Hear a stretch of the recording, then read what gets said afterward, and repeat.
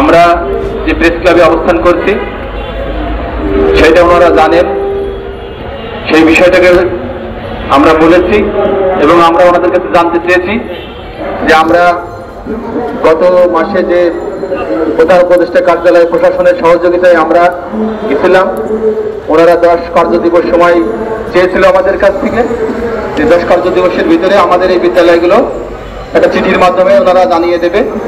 আমরা ওনাদেরকে জানাচ্ছি, এই চিঠি এখনো আমরা পাইনি। আমরা এই চিঠি সম্পর্কে ওনাদের কাছে জানতে চেয়েছি। ওনারা বলেছে ঠিক আছে, আপনারা আজকে 4টের ভিতরে আপনাদেরকে আমরা জানাবো, আপনারা আসেন এবং আপনারা স্মারকলিপি, যে কথা নাসির ভাই এবং লিটন ভাই বললেন, স্মারকলিপি আজকেও দেওয়া হয়েছে। সুতরাং আমরা ওনাদের সাথে বসলেই মোটামুটি আমাদের বিষয়টা আমরা বুঝতে পারবো এবং জানতে পারবো যে কতটুকু অগ্রগতি হয়েছে প্রশাসনিকভাবে। এইটাই মূলত কথা। আপনারা ধৈর্য হারা হবেন না। অন্তত সরকারের উচ্চ পর্যায় থেকে আমাদের সুনির্দিষ্ট ঘোষণা না আসা পর্যন্ত আমাদের এই আন্দোলন চালিয়ে যাব। তবে সেই আন্দোলনটা খুব বেশি দিন আমরা করবো না। আমরা 2-1 ভিতরেই একটা সুনির্দিষ্ট ঘোষণা বা সুনির্দিষ্ট চিঠি আমাদের যাতে হয়, সেই লক্ষ্যে আমরা সর্বোচ্চ চেষ্টা করছি। ব্যাংকিং এর যে কোনো প্রয়োজনে কল করুন আল আরাফা ইসলামী ব্যাংকের 16434 নম্বরে। আমার বাড়ি ভোলা চরপেশন উপজেলা, সেই বৃহত্তম সর্বদক্ষিণে চরকুকুমুখী ইউনিয়ন। সেখানে একটা দ্বীপ, সেখানে অবহেলিত অনাহিত শিক্ষা প্রতিষ্ঠানের তেমন করে ব্যবস্থা নেই। শুধু আমাদের সেখানে কুকরি ইউনিয়নে মাত্র 3টা প্রাইমারি স্কুল আছে বেসরকারি। এই 3টে বেসরকারি প্রাথমিক বিদ্যালয় যদি আমাদের সরকার জাতীয়করণের ব্যবস্থা করে দেয় এবং যদি সরকারি হয়, তাহলে আমাদের সেই অবহেলিত সেই দক্ষিণ অঞ্চলের শিক্ষা ব্যবস্থা খুব উন্নত হবে এবং সেখানকার ছাত্রছাত্রীরা সুন্দরভাবে শিক্ষা প্রতিষ্ঠানে লেখাপড়া করতে পারবে।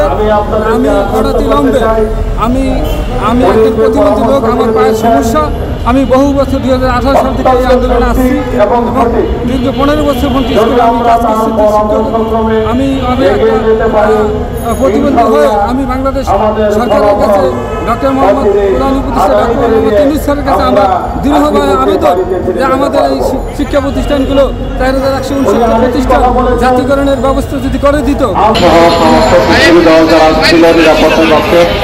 তারা আমাদেরকে গ্রহণ করেছেন এবং আমাদের স্মারকলিপি তারা গ্রহণ করেছেন এবং আমাদেরকে আমরা যে সৌজন্য সাক্ষাৎ করেছি সেটা আমাদেরকে তারা আশ্বস্ত করেছেন যে আজকে বিকাল 4টায়, কারণ আজকে কিন্তু একটা প্রোগ্রাম চলছে জাতীয় পুলিশ সপ্তাহ, সেই পুলিশ সপ্তাহের কারণে আজকে আমাদের সাথে তারা ভালোভাবে বসতে পারেনি। আজকে 4টায় অথবা আগামীকাল আমাদের সমস্ত ডকুমেন্টস নিয়ে তারা যেতে বলছেন এবং তারা আমাদের সাথে এই কেন্দ্রীয় কমিটি যারা আছে তারা প্রতিনিধির সাথে আমাদের সাথে এই ডকুমেন্টস দিয়ে কথা বলে আমরা আমাদের কাছ থেকে সমস্ত কিছু তারা বুঝে নেবেন এবং তারা সেই ডকুমেন্টসের প্রেক্ষিতে আমাদের একটা সিদ্ধান্ত দেবেন। তারা আমাদেরকে এটা আশ্বস্ত করেছেন, সেটা আজকে বিকাল 4টায় অথবা আগামীকাল। দেশে দেশে সবার সাথে দ্য নিউজ।